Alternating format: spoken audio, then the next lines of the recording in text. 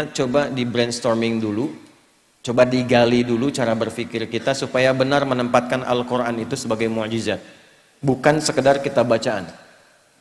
Ini bedanya nanti dengan bacaan-bacaan biasa dan juga dengan kitab-kitab suci sebelumnya. Ingat, ada yang hanya sekedar wahyu memberikan penguatan tauhid, ada yang menjadi kurikulum hidup.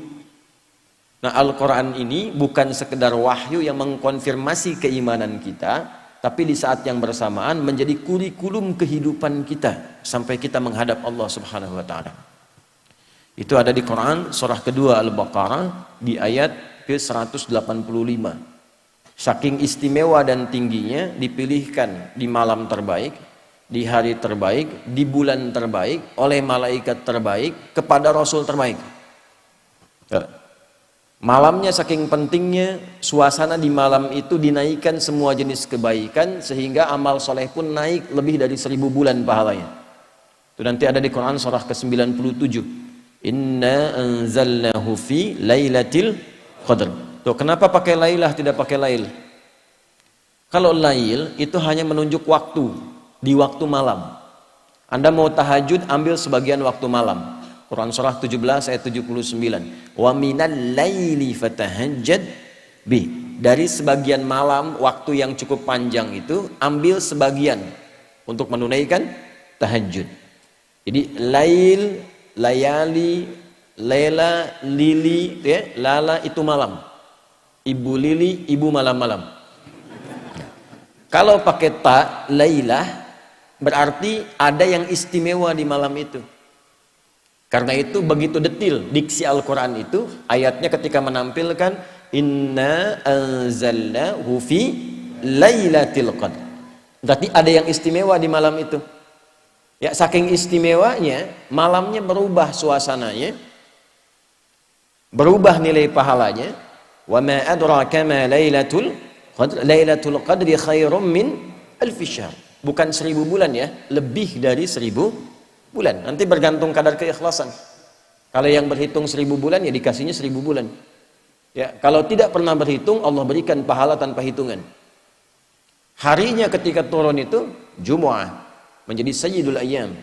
Bulannya Ramadan, syahrul Ramadan alladzi unzila fihil Quran. Malaikatnya ketika menerima Al-Quran langsung berubah jadi sayyidul malaikah, ya, Jibril, Ruhul Amin. Nabi ketika menerima itu menjadi sayyidul anbiya'i wal mursalin. Tidak ada yang menerima Al-Quran dalam suasana apapun kecuali berubah jadi istimewa. Rasulnya jadi istimewa, malamnya istimewa. Tadi Al-Qadar, malamnya diberkahi. Nanti surahnya Ad-Dukhan, surah ke-44 itu ya. Ya, inna anzalnahu fi lailatin mubarakah. Anda bayangkan. Kemudian turun di Mekah. Nah, ini yang mau saya tunjukkan keistimewaannya. Mekah itu jangan dibayangkan saat ini yang ramai, maju, banyak hotelnya dan sebagainya. Ini saya ilustrasikan ya Bu. Pak, ini kanan, ini di kiri ini. Ini tisu biarkan saja. Ini lembah. Ya, ini lembahnya nih. Lembah ini kalau kita membaca dari segi sejarah, peta-peta masa lalu, itu tidak akan pernah keluar dari keterangan Al-Quran. Biwadin ghairi dhi zara'in inda baitikal muharram. Tanahnya tandus, batuannya pekat, tumbuhan jarang tumbuh. Terisolasi keadaannya. Di situ ada yang mulia. Kalaulah tidak ada kemuliaan Al-Bait, Baitullah, kalau nggak ada Ka'bah ini selesai. Diliputi oleh padang pasir, Sahara yang luas. Ini diapit oleh dua kekuatan besar. Di sini ada Romawi dengan imperiumnya. Ya, saking dahsyatnya Romawi, kalau Bapak Ibu nanti ada sempat waktu mengunjungi, itu terbentang Mediterania, ada laut besar Mediterania dari Italia ke Libya, Tunisia sampai ke Turki itu sampai sekarang arsitektur bangunannya peninggalan Romawi masih ada. Saya pernah cukup lama di Tripoli di Libya. Saya kunjungi daerah namanya Leptis Magna. Itu sampai sekarang Kolosium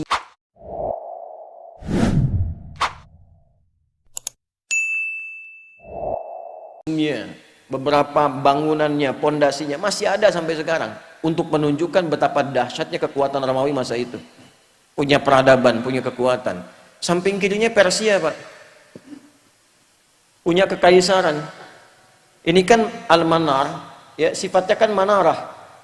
Manarah itu apa? Menara.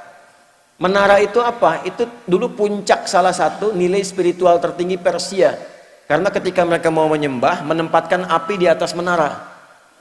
Nanti di era Islam, ketika Islam masuk ke Persia, digantilah, tempatnya tidak dirubah, fungsi tempatnya dirubah. Diganti sebagai tempat azan, untuk menunjukkan bahwa setiap tempat penyembahan itu diarahkan kemudian kepada Allah Subhanahu wa Ta'ala. Singkatnya, di sini ada Romawi, di sini ada Persia. Dua kekuatan besar. Pertanyaan saya, kenapa Qur'annya turunnya di tempat titik yang tadi disebutkan, yang tandus, yang peradaban belum muncul, yang penduduknya sebagian besar pada masa itu banyak yang berbuat kriminal, pemabuk banyak. Ini sering saya informasikan, pemabuk zaman itu yang pemula itu 5 kali sehari, Ustaz. Yang pemula loh, bayangkan yang profesional itu. Kalau ada pencuri, pembegal, itu nggak nanggung, sekampung begal semua.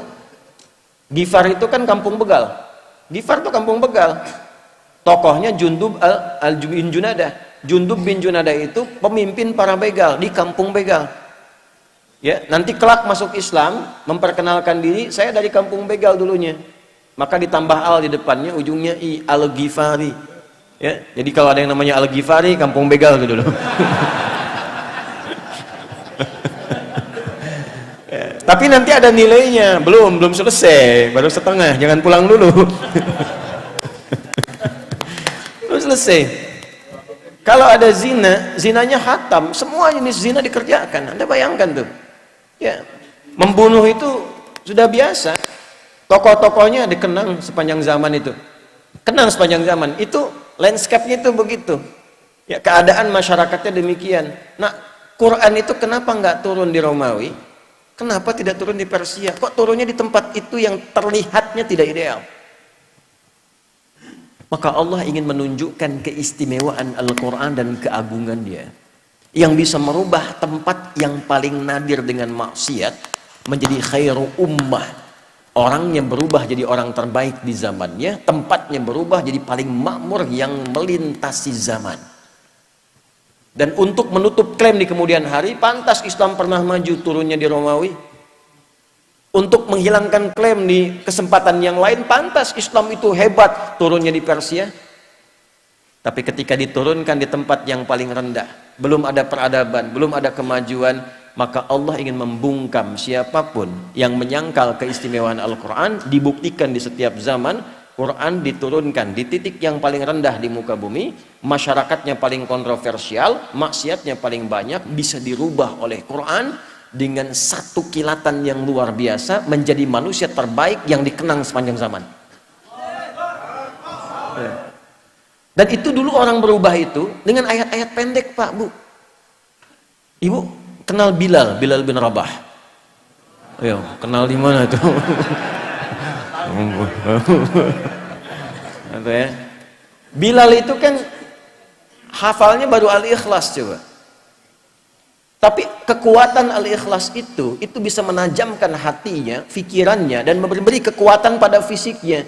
Diseret oleh tuannya ke tanah lapang yang luas, dalam suasana panas yang tidak biasa. Saya ilustrasikan ya, panas di kita ini masih ada uapnya. Jadi kalau panas kita keluar keringat. Di Timur Tengah itu uapnya tipis, kalau betul-betul panas bisa hilang uap. Kalau hilang uap bukan keringat, itu langsung berubah jadi hitam. Karena uapnya tipis. Jadi kalau Anda simpan kerupuk, kalau di sini mengkerut, di sana terbakar. Ya. Dipanaskan batu, disimpan di dadanya, dalam suasana panas dicambuk, dikatakan irtad. Jawabannya apa? Ahad. Irtad, ahad. Irtad, ahad. Ya, kamu murtad, ahad. Enggak, Tuhan saya esa, qul huwallahu ahad. Itu kalimat satu kata di surat Al-Ikhlas menajamkan hatinya, menguatkan pikirannya,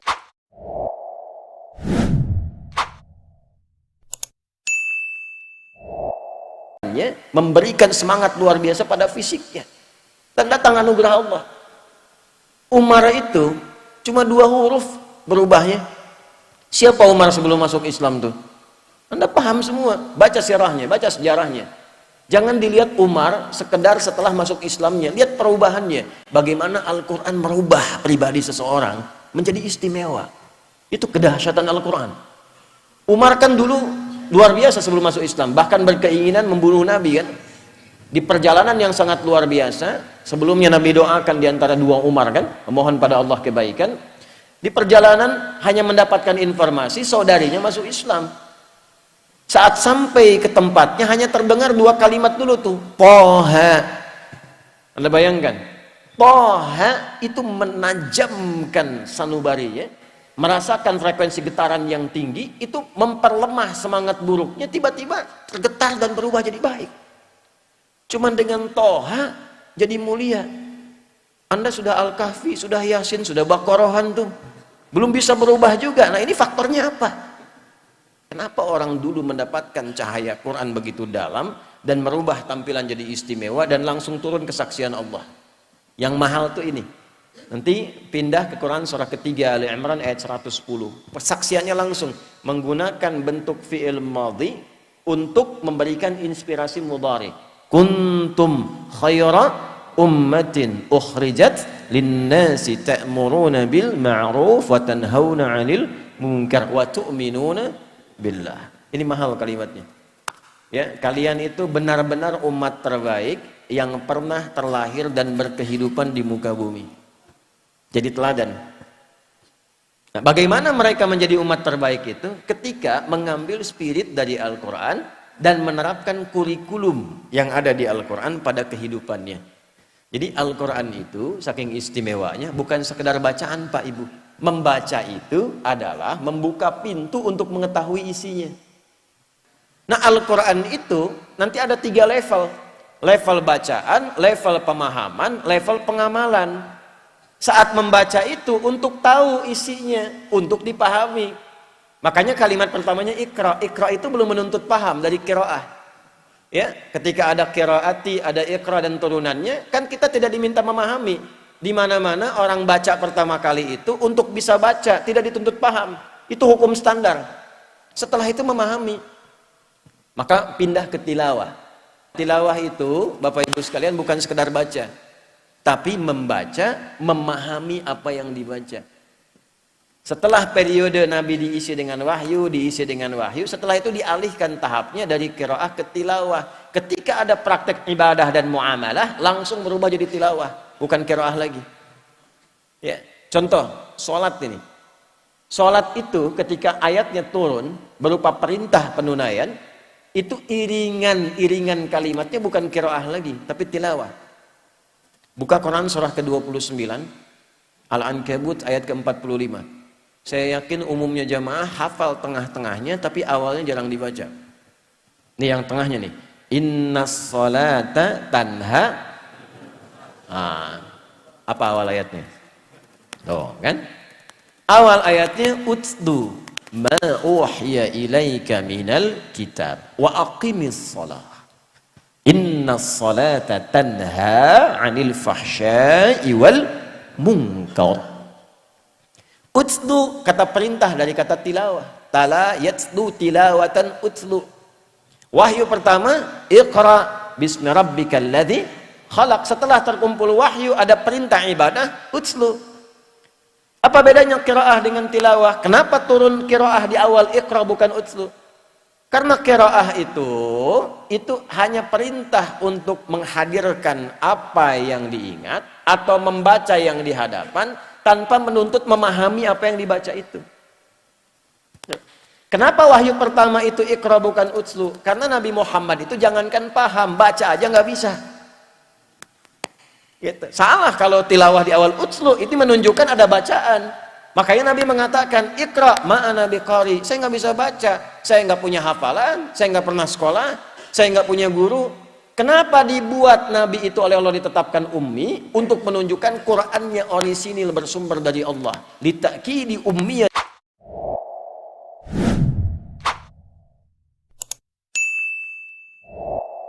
Nabi Muhammad SAW, untuk menguatkan Nabi itu seorang ummi, untuk menunjukkan pada semesta bahwa Al-Quran itu orisinil firman Allah, tidak ada campur tangan Nabi Muhammad di dalamnya. Pernah nggak ngaji ayat Quran yang membimbing bisnis itu apa? Hadis-hadisnya apa? Keluarkan Kitabul Buyu'. Bimbingan dari Al-Quran dan hadis mengantarkan pada bisnis yang sukses dan membahagiakan. Tidak pernah ada sahabat, tidak pernah ada tabi'in, dan orang-orang sukses yang kita kenang sebagai orang kaya luar biasa yang mengamalkan petunjuk itu dalam pekerjaannya, kecuali dagang dan bisnisnya tidak pernah kembali modal. Selalu kembali untung. Tidak pernah kembali modal, selalu untung. Ya, saya mengatakan ini karena saya meriset, Pak. Saya riset, Abdurrahman bin Auf itu pernah saya riset. Dari mulai modal pakaian, mempraktekkan petunjuk bisnis dalam Al-Quran, dipraktekkan petunjuk nabinya, jadi orang paling kaya di masanya, yang kalau kita hitung valuasi hartanya, nilai hartanya di era sekarang, itu saat meninggal mewariskan 14.000 triliun. Utsman bin Affan radhiyallahu ta'ala anhu, asetnya masih ada sampai sekarang. Anda kalau umrah lewat itu, ya, jalur itu pasti melewati satu hotel, warnanya krem, itu tulisannya jelas, wakaf Utsman bin Affan radhiyallahu ta'ala anhu, wakaf. Bisa nggak Anda membayangkan dari satu sumur, ada kebun di situ, satu sumur diwakafkan, lalu berganti masa dialih fungsikan, itu sekarang jadi hotel. Dibukakan akun di Bank Saudi atas nama Utsman bin Affan radhiyallahu taala anhu. Setiap ada penghasilan dimasukkan ke situ, disodakohkan untuk kepentingan umat Islam. Orangnya sudah wafat 15 abad yang lalu, nggak ada orangnya, akunnya ada. Kita orangnya ada, akunnya nggak ada. Ada cek. Nah, itu yang merubah itu apa? Al-Quran. Sehingga sahabat itu, mereka punya passion, punya bakat, dialirkan dan jadi pilihan. Kan 4 ya, Anda tinggal lihat di 4 ini. 1 kedudukan, ilmu yang kedua, 3 harta, yang keempat tenaga. Anda mau pilih yang mana? Tentukan salah satu. Tentukan salah satu dari 4 ini. Ya, di kedudukan, silakan. Ya, dari yang paling tinggi misalnya dari presiden, jadi gubernur, jadi wali kota sampai ke bawahnya terus gitu. Nanti lihat belajar pedomannya bagaimana jadi pemimpin yang baik, turunkan. Maka di situ kita punya tokohnya, ada Abu Bakar, ada Umar dan turunan-turunannya, sejahtera. Setiap di copy paste di generasi setelahnya makmur. Karena memang tidak dibatasi di waktu tertentu. Silahkan Anda cek. Di era Umar bin Abdul Aziz kan bukan eranya sahabat. Hebat juga. Luar biasa juga, sampai masa keemasan dibawa. Terbalik ketika Qur'annya ditinggalkan, malas ngajinya, hadisnya jauh, selesai, jatuh. Silahkan cek dalam sejarah. Masa-masa keemasan orang-orang Islam pada masa itu ketika dekat dengan Al-Quran. Ulamanya masih didengar, dijaga, diamalkan, ilmuwan makin banyak, sampai ke Andalusia, sampai di Iberia, sampai Mensibwa, sampai disebutkannya peradaban Islam di Spanyol, peradaban Islam di Portugal, peradaban Islam di A, B, C, dan sebagainya. Kapan? Ketika dekat dengan Al-Quran. Ketika Qurannya mulai jauh, mulai sibuk dengan dunia, jatuh. Nah ini yang mau saya tekankan di bagian yang pertama. Ilmu, silahkan, kita punya tokohnya. Ada Ali bin Abi Thalib, ada sahabat Abu Hurairah radhiyallahu ta'ala anhuma jami'an. Ya. Kemudian di babnya apa lagi? Harta, ada Utsman bin Affan, Abdurrahman bin Auf, ada Talhah dan sebagainya. Bab tenaga siapa? Ada Bilal bin Rabah. Apa Bilal pernah dikenal sebagai crazy rich di zaman Nabi? Tidak. Bagawan pengetahuan? Tidak. Punya kedudukan? Tidak. Apa pekerjaannya? Adzan. Tapi pernah nggak Anda mendengar begini? Bilal cemburu pada hartanya Utsman? Pernah? Tidak. Bilal cemburu pada ilmunya Ali? Pernah? Tidak. Kenapa? Karena mereka sudah memutuskan pilihan. Saya memilih yang ini sebagai bekal pulang kepada Allah. Jadi nggak ada cemburu pada yang lain karena punya jalan hidup. Saya memilih adzan. Kenapa? Karena saat adzan Allahu Akbar, Allahu Akbar. Begitu selesai Nabi komen, aku mendengar suara tapak kaki Bilal itu di taman surga. Dan dari teriakannya itu dipanjangkan lehernya, kata kiasan. Maksudnya diberikan keutamaan dari suara adzannya. Bilal begitu dengar, adzan aja.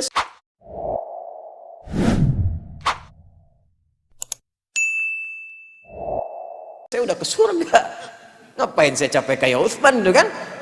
Makanya beliau pilih itu. Jadi kebanggaan. Anda bayangkan, setelah Nabi meninggal, itu dikejar-kejar, dicari Pak Bilal ada di mana. Sembunyi mempertahankan passionnya. Sembunyi, ditawari ketua Mahkamah Agung. Tuh. Anda bayangkan? Itu kan penawarannya tinggi, itu hakim agung tertinggi, ditawarin, ngumpet di pedalaman.